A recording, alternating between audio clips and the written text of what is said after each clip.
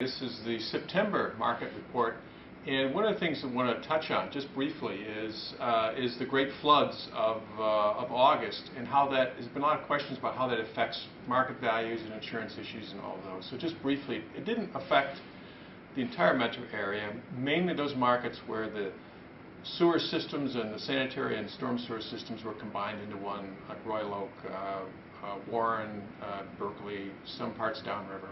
But it does bring up a question about how flooding affects things, and the reality is, and how it affects values. And the reality is that right now there's a lot of talk about it and some concern about value. But over time, since this was a rare event, say a 500-year flood, those issues sort of dissipate. And the good news is the issue itself, and that is backup of a sewer system, is an insurable thing. And most homeowners with policies, it is a rider, but they are included with usually a $5,000 to $10,000 maximum. So it's something that's insured, and therefore, since it is insurable, it typically is not something that will affect the long-term value of a home. Now, if there's a particular geographic area or municipality where there are continued sewer backups and the sewer system is a problem, then that could be an issue. And typically the city fixes that by often an assessment and fixing the sewer system. So it may cost us potentially some value to the homes because the taxes might go up temporarily.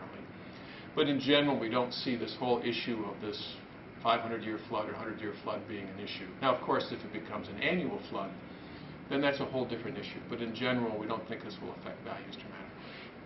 So on to the marketplace in general.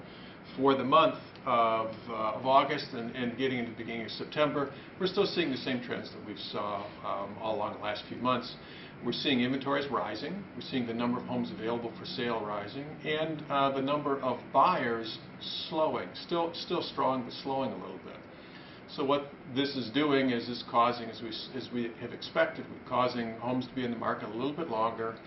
The multiple offers to not be quite as plentiful, and it's just settling more into a normal market. It's sort of what you'd expect in the fall anyways, and we're expecting that maybe to feel a little more dramatic in September and October, because in July and June and into August, we still had that release of the winter pent-up demand that we've been waiting for. It suddenly hit finally in June and July and a little bit in August.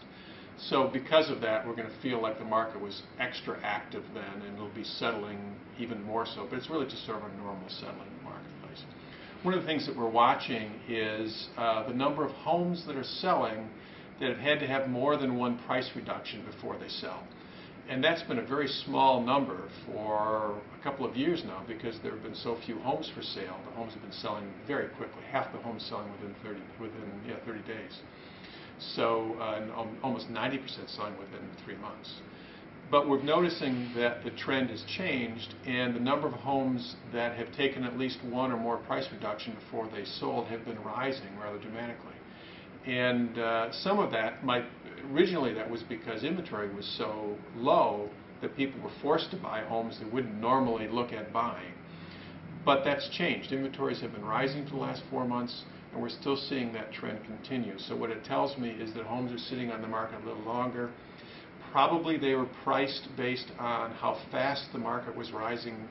There's 10-15% appreciation rates in the spring and last year, when the market appreciation now is under 10%. So they probably were overpriced in the market, therefore required to settle down a little bit. One of the things that we're watching closely, we're just seeing some basic trends of it, is in the upper end market, the over $500,000 market, we're seeing some signs of actually some price reductions going on. Prices actually falling back a little bit.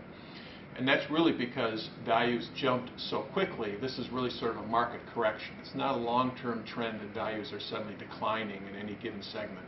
But for the upper end, values were the first to jump, and they jumped quite a bit. And we think they're just sort of settling back a little bit of a market correction. We think we're still going into the year, into the fall and into next year strong, probably more listings than we did last year. And with buyer demand probably a little bit off, but again, there is more pent-up demand hiding in there. We just haven't seen it released yet. I'm not sure it'll be released till next spring, but we could be pleasantly surprised with that as well. Overall, a good month and a good fall. Thanks.